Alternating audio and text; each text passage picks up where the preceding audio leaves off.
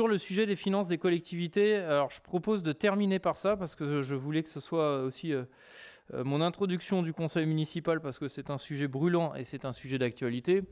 Donc je vais commencer par l'autre question, la question des salles municipales.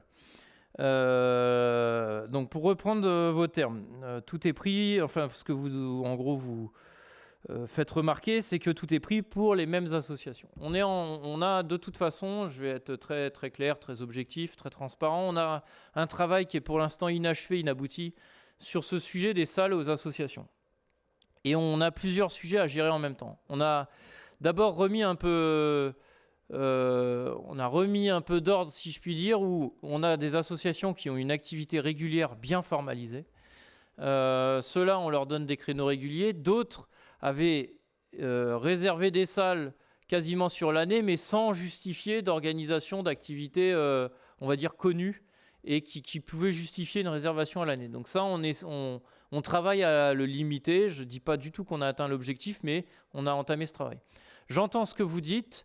Si le sujet vient d'un problème de demande de réservation de salle d'une association, on a aussi un sujet qu'on travaille avec nos services qui est des réponses faites aux associations qui ne sont pas toujours satisfaisantes. Et là, je le dis de façon très transparente.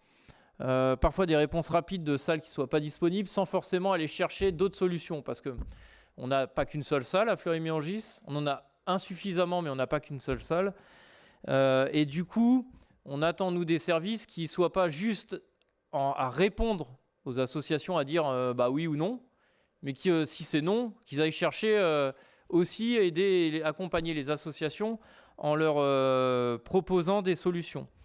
Par ailleurs, on a aussi un sujet avec des citoyens, des associations, qui est le rendu des salles, qui n'est pas toujours dans l'état qu'on souhaiterait. Et ça, il va falloir qu'on travaille à responsabiliser davantage les associations, mais nous-mêmes, à être beaucoup plus rigoureux, donc là j'entends les services de la commune, à être beaucoup plus rigoureux dans les états des lieux entrant-sortant. Ça, c'est un vrai travail qu'il faut qu'on mène sur le sujet de la vie associative.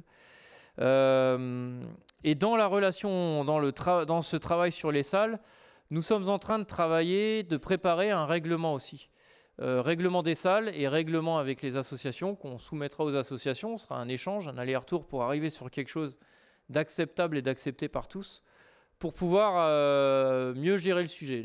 Donc j'entends ce que vous dites. Je souscris dans le sens où pour l'instant, on n'est pas à un résultat satisfaisant, qu'il va falloir qu'on y travaille davantage et que il peut y avoir même des fois des créneaux qui soient réservés, je ne sais pas moi, de 12h à 16h par exemple, et une association aurait besoin de la même salle à 18h, bah, ça peut se faire, du coup.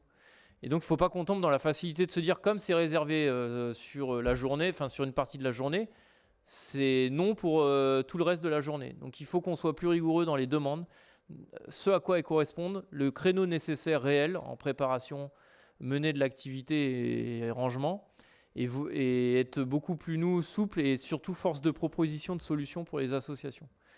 Et je le dis, on est en train de travailler aussi un règlement puisqu'il faut qu'on soit mutuellement responsable vis-à-vis des salles